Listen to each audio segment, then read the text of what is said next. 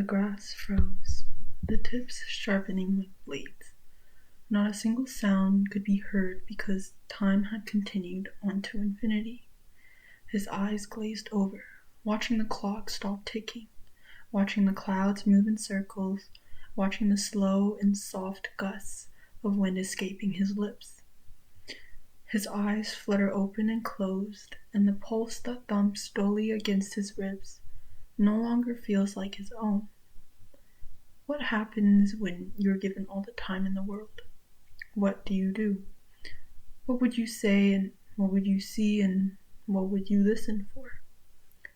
The boy in tattered clothes lays there in the frost which lay like a thin blanket over his own body, making everything shine, including the blood that continuously drips from the bullet wound.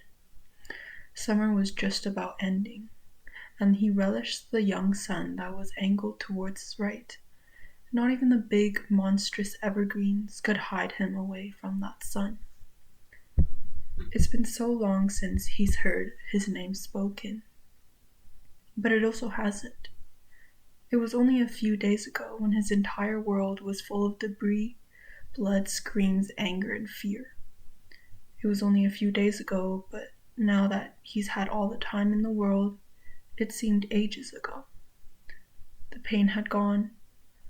Or maybe it hadn't. Maybe the pain had just accumulated so much that he couldn't tell the difference between the pain and the sweet relief. But only time will tell.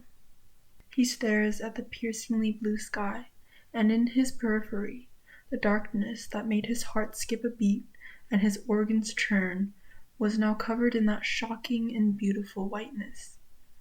In time, though, it'll be dark soon, and that wouldn't be a long time. But to him it was, because he had all the time in the world. Breath after breath, tick after talk, drip after drop, and time continued on. Even when everything else stopped, the clock continued its path to its impossible destination.